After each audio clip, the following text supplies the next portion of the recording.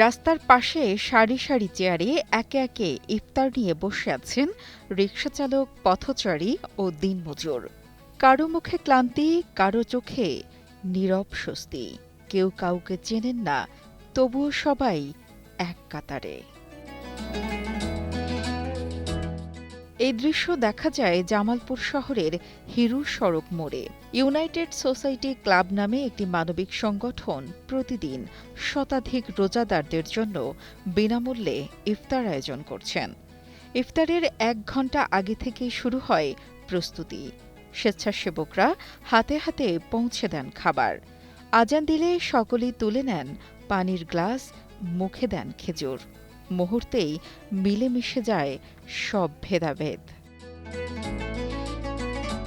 সারাদিন রিকশা চালিয়ে ইফতারের সময় বাড়ি পৌঁছাতে না পারা রিকশা চালকরা আবার এই শহরে তাদের নেই কোনো আপনজন, তাই একে একে চলে আসেন ইফতার করতে।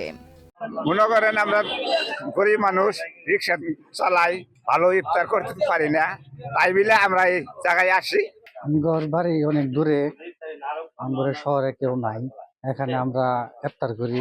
আমাদের শহরে কেউ নাই দেখে আমরা এখানে ইফতার করি। আমরা রিক্সা চালাই, এই রোজা নেওয়া বয়সে দিলে আমরা ইফতার করি। আমরা আসি। বসুন্ধরা টিস্যু, অশুদ্ধতার বিরুদ্ধে এক বিন্দুও ছাড় নয়। টানা ৪ বছর ধরে রমজান মাস জুড়ে ইফতারের আয়োজনে অসহায়দের সাহায্য করছে সংগঠনটির স্বেচ্ছাসেবকরা। এমনকি ঈদের দিনটিও তারা কাটায় মানুষের সাহায্য করেই। আমরা ৪ বছর যাবৎ কাজ করছি। এখানে আমরা গরিব অসহায় মানুষদেরকে সাহায্য করি এবং আমাদের যে ঈদ কাটে সেটাও আমরা গরিব অসহায়দের সাহায্য করে আমরা দিন পার করি। প্রতিদিন এক এক দিনে এক একটা খাবার দেই।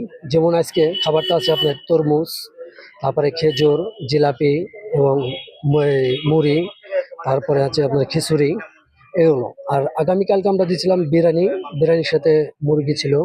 অসহায় মানুষদের কথা মাথায় রেখে ২৭ রমজানে প্রায় ২৫০ জনের জন্য সংগঠন থেকে ঈদ উপহারের ব্যবস্থা করা হয়, এমনটাই জানালেন সংগঠনটির সাধারণ সম্পাদক। ৪ বছর হলো আমাদের এই পথচারী এবং অসহায় মানুষদের প্রতিদিন আমরা ইফতার আয়োজন করেছি ইউনাইটেড সোসাইটি ক্লাবের পক্ষ থেকে, এবং প্রতিদিন প্রায় ১ থেকে ১৫০ জন মানুষ মিনিমাম আমাদের এই ইফতারে আয়োজনে উপস্থিত হন। ২৭ রমজানের দিনে আমরা প্রায় ২ থেকে ২৫০ অসহায় পরিবারের জন্য একটি ঈদের প্যাকেজ, মানে একটি ঈদের উপহার আমরা দিয়ে থাকি। সেখানে প্রায় ২৬ থেকে ২৭০০ টাকার একটা বাজেট থাকে এক একটা প্যাকেটে। আর মাঝরাতে কিছু ফ্যামিলি আছে যারা আসলে আমাদের কাছে চাইতে পারে না, কিন্তু আমরা জানি তাদের অবস্থা, আর্থিক অবস্থা ভালো না।